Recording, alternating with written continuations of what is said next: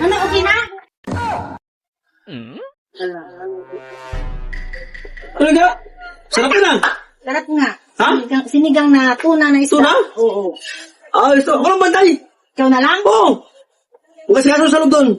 Huwag sa plato. Bagar ko na sa ito. Ha? Timplahan mo na lang ha. Nandito yung Matimpla yan? Wala pa. Ha? Dito mo, nandiyan ang Ah, ito. timpla. Ngayon. O, timpla ko to. Sige, ako ba ito? Pag kumulot, timpla ko ito. Ha? Oo. Ayos to. Huwag masyadong matagal ang ano yan, kulo. Kasi nga, ano yan, naubusan ng ano, yun pa naman yung masarap yung sabaw. Ginawa ko naman akong taga... Alam mo natin, nagtrabaho sa Mr. Hotel, tapos turuan mo ako expert dito magluto. Sige na, basta timplahan mo yan. Masado yung mga kwento. Parang ito sa akin. Tabang! Lasa to. Lagi na pangasim. Ito pa lang. May sarap na to.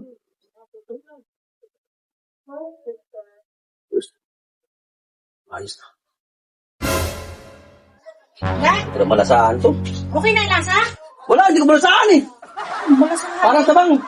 Hindi lang, bibili ako ng panlasa ko ha. Sige, bahala ka. Ba't mo naman panlasa, bibili Ha? mo dyan. Ako lang. Bantayan ko. Huwag na ako na pala. Ito, doon ka na. Susunod doon. Wala namang tao dito sa labas eh. Ito na. Sige na. Bakit mo sa akin to? Kabala dyan. Ayos. Dito pa last mo. Wala yan. Ito muna sa akin, tabi yan. Eh?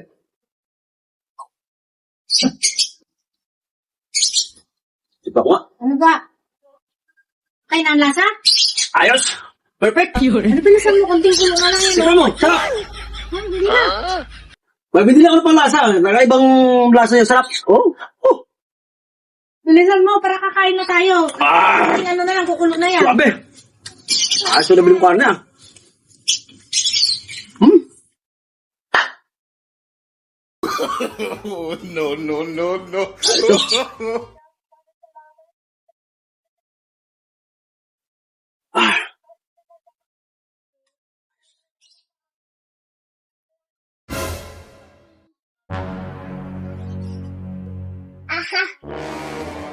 No. Ano, okay na? Ayan ang sinasabi. Yan pala yung sinasabi yung panlasa. Mauubos na, oh. Hindi ko masaan na ang panimpla mo eh. Makasensya ka ko, hindi ko nasaan eh.